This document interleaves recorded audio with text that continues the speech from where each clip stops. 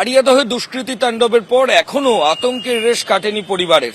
2023 সালের 29শে জুলাই এই আড়িয়াদহতেই জয়ন্ত সিং এবং তার টিমের যারা লোকজন তারা অরিত্র ঘোষ ওরফে বুম্বা বলে একজনের ওপর গুলি চালায়।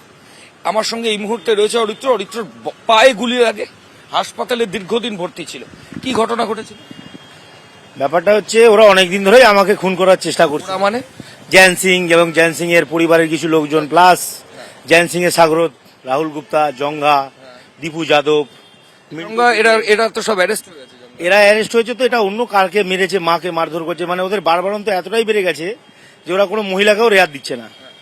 তো আমি সকালবেলা আমার যথারীতি অফিসের লক্ষ্যে আমি বেরোচ্ছিলাম, তো হঠাৎ করে দেখি গলি থেকে একটা ধুম করে আওয়াজ হলো আমার বাইকে। আমি থতমত খেয়ে গেছি। তারপরের গুলি দেখি আমার পায়ে লাগ দেখি, আমি তখন ছিটকে পড়তেই যে আমার হাতে লেগে, এবার হাতে লাগে আমি দেখি পা থেকে ঝরঝর করে রক্ত রয়েছে। আমি তখনও বুঝতে পারি যে আমার উপর গুলি করেছে, আমি ভেবেছি লেগেছে কিছু। তারপরে যখন আমি দেখি ফায়ারিং এর খোল এবং আমার পা থেকে হুড় করে রক্ত বেরোচ্ছে। তারপরেও ওরা রেহাত দেয়নি। 20-30টা ছেলে এসে আমাকে রড, লাঠি, ডান্ডা দিয়ে মারার চেষ্টা করে বাড়ির সামনে, একদম আমার আর ওর বাড়ির মাঝখানে। বহুদিন হাসপাতালে ভর্তি ছিল। কতদিন? এখনো আমার ডাক্তার রেস্টে আছে। ডাক্তার বলে যে বেশি জোর করে দৌড়াদৌড়ি করা যাবে না। কেন গুলি চালিয়েছে? গুলি চালানোর বক্তব্য হচ্ছে বুম্বাকে শেষ করতে হবে। ওদের মোটো হচ্ছে বুম্বাকে শেষ করতে হবে। এবং জয়ন্ত সিং এর পেছনে কোনো নেতা বা পুলিশের হাত না, জয়ন্ত সিং এর পেছনে আছে কিছু প্রমোটারদের হাত। এবং এই প্রমোটাররা জয়ন্ত সিংকে ইন্ধন যোগায়। তোরা করে নে, এলাকা দখল কর, আমরা বুঝে নেব। আপনি এফআইআর করেছিলেন? আমি এফআইআর করেছি। জয়ন্ত সিং তো ওই কেসে অ্যারেস্ট হয়েছে এবং সেই কেস এখনো আমার সাথে চলছে এবং আমি সেই কেস এখনো চালাবো। বেশ 1 বছরও হয়নি, তার মধ্যে আবার জয়ন্ত সিং জামিন নিয়ে বেরোনোর পর একই রকমের দুষ্কৃতী দৌরাত্ম্য, মারধর, এবার এক মহিলাকে মারলো, এবারও পুলিশ আধিকারিককে গ্রেফতার করলো।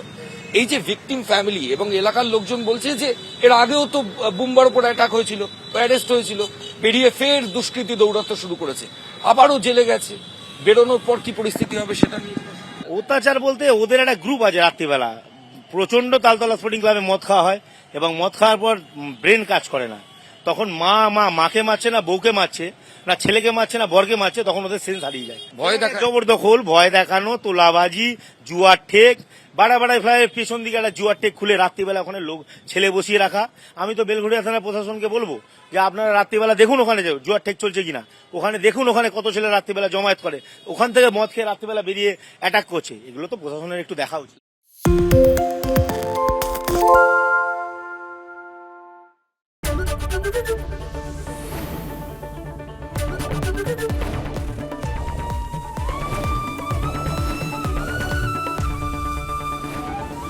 এবিপি আনন্দ, এগিয়ে থাকে, এগিয়ে রাখে।